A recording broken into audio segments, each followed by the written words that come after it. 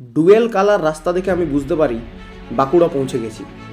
বলিউড অভিনেতা প্রাণ এই শহরটি স্থাপন করেন, যার জন্য বাঁকুড়াকে প্রাণের শহর বলা হয়। বাঁকুড়ার মানুষ খুবই গরিব। এখানকার বাড়িগুলিতে আজও টিনের ছাদই দেখতে পাওয়া যায়। কিছু কিছু মানুষের অবস্থা এতটাই খারাপ যে তারা টিনের ছাদটুকু শেষ করে উঠতে পারেনি। কোথাও আবার মাথার উপরে ছাদটি তৈরি করলেও বাড়ির দেওয়াল করে উঠতে পারেনি মানুষ।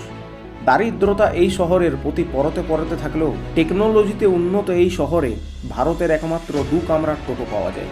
বাঁকুড়া স্টেশনের প্ল্যাটফর্মের ধারে কয়েকটি মালগাড়ির ডাব্বা দেখতে পেলাম, যেগুলিতে ওয়েট ওয়েস্ট বলে কোনো একটি প্রোডাক্ট এসেছিল।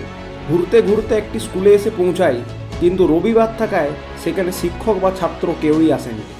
রাস্তার ধারে গড়ে ওঠা বাঁকুড়া চিড়িয়াখানাতে বিশ্বের সবথেকে বড় ময়ূর পাওয়া যায়।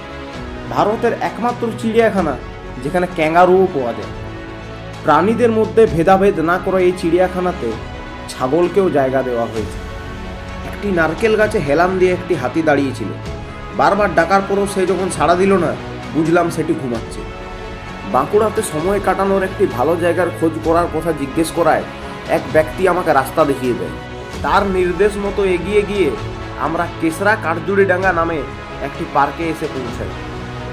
বিভিন্ন ধরনের বিদেশি ফুল দিয়ে সাজানো এই পার্কে বাচ্চাদের জন্য স্লাইড, বসার জন্য চেয়ার, এমনকি বাইসাইকেল চালানোর জন্য আলাদা লেন করা আছে। এমনকি এটি বাঁকুড়ার একমাত্র পার্ক যেখানে টয় ট্রেনের জন্য লাইন পাতা রয়েছে দেখলাম। বাঁকুড়াতে কিছু শপিংও করেছিলাম, সেগুলি রয়েছে পরবর্তী পর্বে।